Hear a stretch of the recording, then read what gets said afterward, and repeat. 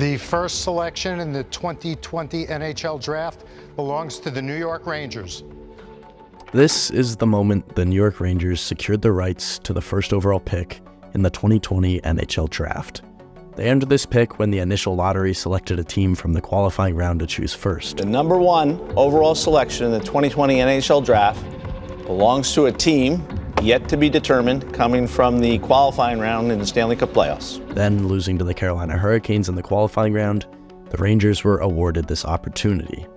And this is 18-year-old Alexis Lafreniere, the crown jewel of the 2020 draft class. He's the skilled left winger for the Rimouski Oceanic, and he has all the hype surrounding him. His name has become synonymous with excitement and anticipation in the hockey world, drawing comparisons to some of the game's greatest talents. Lafreniere's junior accomplishments are nothing short of impressive. He dominated the Quebec Major Junior League, and when I say dominated, I mean it. In Lafreniere's rookie season, he won the QMJHL and CHL Rookie of the Year.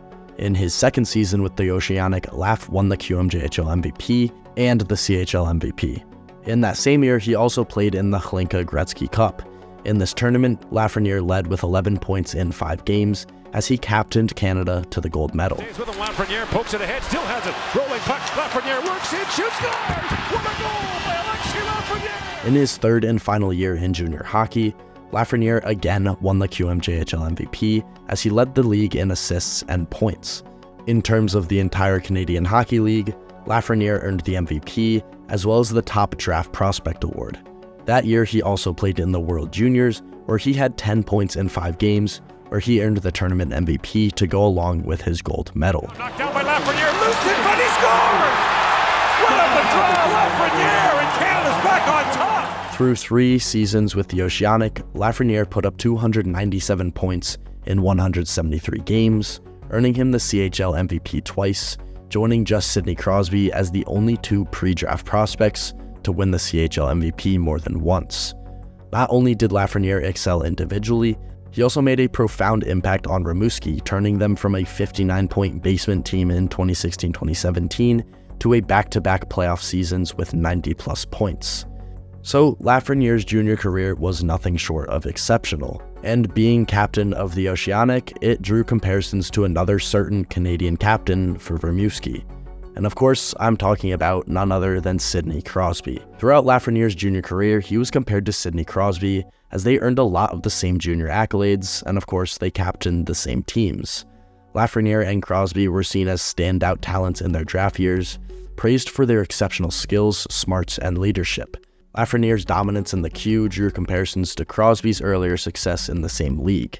They shared similar playing styles, both displaying great vision, passing, and goal-scoring abilities. While being compared to Crosby was flattering for sure, it also brought immense pressure for Lafreniere. But to no one's surprise, Laf was selected first overall by the New York Rangers. With the first pick in the 2020 NHL Draft, the New York Rangers are proud to select from the Rimouski Oceanic, Alexis Lafreniere. Lafreniere's rookie season was unlike any other first overall pick. It was the COVID season, which meant a 56-game schedule against the same few teams. He struggled his first season in the NHL. It took him 6 games to score his first NHL goal, which he did in an overtime win against the Buffalo Sabres. Blackwell moves in with Lafreniere. He scores his first NHL goal. Alexis Lafreniere wins it in overtime. Then he went scoreless for another 9 games, leaving him with 2 goals and no assists through his first 16 games. This trend continued for the entire season, having Lafreniere finish the season with 12 goals and 9 assists for 21 points in 56 games. Now, it's hard to label a teenager as a bust after his first season, which saw him battle weird COVID restrictions and playing on the third line with little to no power play time. And because of this, most people didn't pay too much attention to it, but obviously some started to become worried.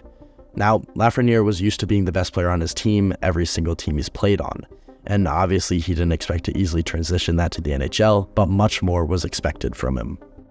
Lafreniere's second season was another letdown.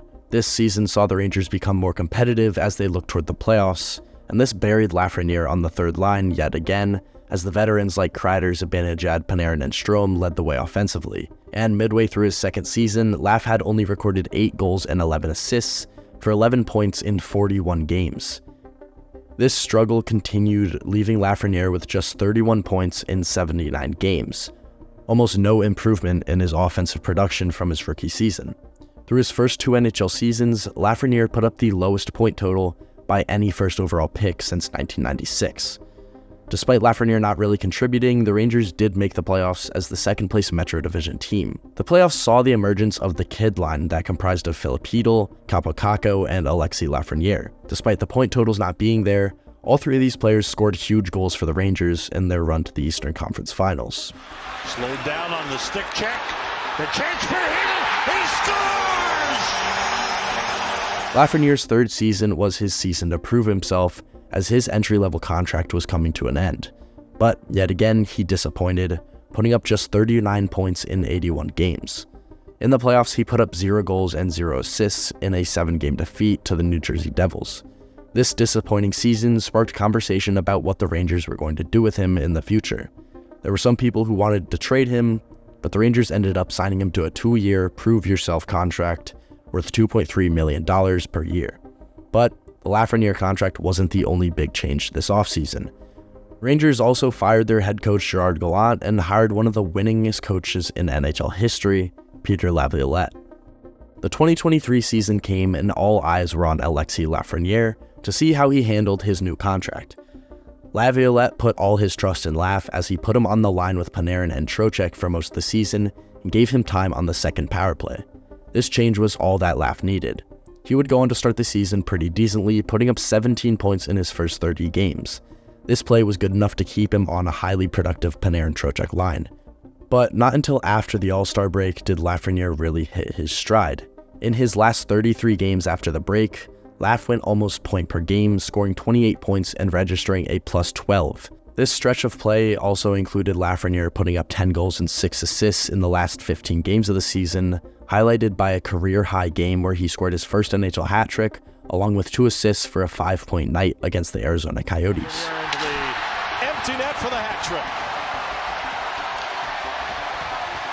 This strong regular season by Lafreniere saw the whole line put up career numbers, with Panarin scoring 120 points and Trocheck putting up 77.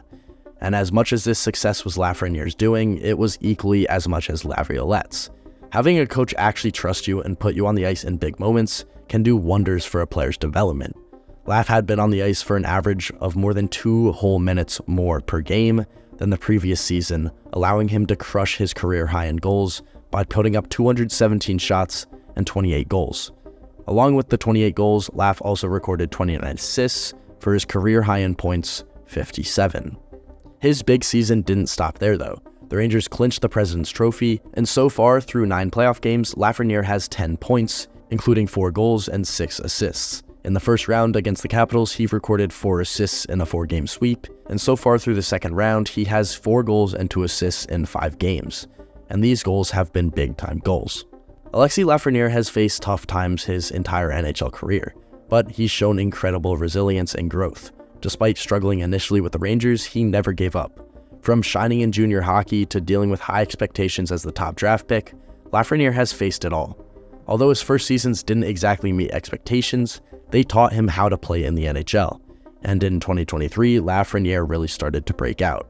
With the new head coach backing him and playing alongside top players like Artemi Panarin and Vincent Trocheck, he showed his true skill. He improved a lot in the second half of the season, helping the Rangers climb the standings. Now, as the Rangers head into the playoffs, Lafreniere's making a big impact. His crucial goals are helping the team succeed. With each game, he's proving he can be a game-changing player. And this isn't even the best we'll see out of Lafreniere. I fully expect him to take another step forward and potentially be a point-per-game player next season. Now, of course, a sub-60 season is far from what people thought Lafreniere would be doing at this point in his career, but this is a strong step in his development. I confidently believe Lafreniere will be a 90-plus point player and a career-long asset for the New York Rangers. And he's not alone in his slow development. Players like Jack Hughes immediately come to mind. In his first 2 seasons, Hughes combined for 52 points, and now he's one of the top centers in the league, putting up 99 points 2 seasons ago and 74 points in 62 games this past season. Another very recent player is Juraj Slafkovsky. Slav had a historically bad rookie season where he put up 10 points in 39 games, but he rebounded with a 50-point season this year, in which he had many stretches where he went point per game. Fans have to realize that not every first overall pick is a McDavid or a Matthews, who have an immediate franchise-altering impact.